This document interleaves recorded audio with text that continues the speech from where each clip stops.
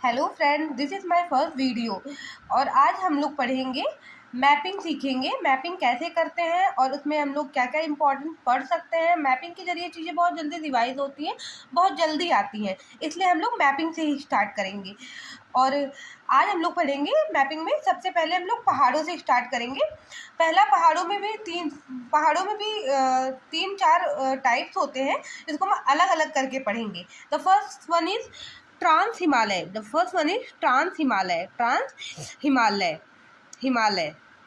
Trans Himalaya जो होता है उसमें भी कुछ अलग अलग रेंजेस होती हैं, पहाड़ों की अलग अलग रेंज होती हैं और उनमें भी कुछ इंपॉर्टेंट पहाड़ होते हैं जो कि हम पढ़ेंगे। तो ये जो हिस्सा है आपका, ये वाला हिस्सा है, ये ट्रांस हिमालय का भाग है।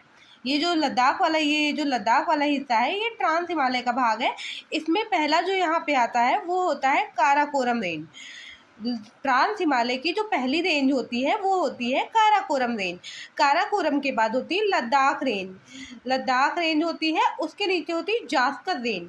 जास्कर मतलब जो जेड होता है, वो जो हमारे ABCD होता है, अल्फ़ाबेट होता है, उसमें सबसे लास्ट में आता है, इसलिए यहाँ पे जास्कर को ऐसे आप याद रख सकते हैं कि जास्कर जेड लास्ट में आता है तो जास्कर रेंज सबसे नीचे आएगी। काराकोरम, लद्दाख और जास्कर। अब इनमें कुछ पहाड़ भी होते हैं जो कि बहुत इंपॉर्टेंट होते हैं, जिसको हमें एक एक करके पढ़ना होता है। द फर्स्ट वन इज, यहाँ पे है राकापोशी। ये है पहला पर्वत है। यहाँ पे है K2 गार्डविन ऑस्टिन। और उसी के जस्ट नीचे है गाशेरब्रूम। इसी के नीचे है गाशेरब्रूम। ठीक है, समझ में आ रहा है। और ये जो रेंज है, ये हमारी जा रही है कैलाश रेंज। ये थोड़ा सा चीन वाले हिस्से में आ जाती है।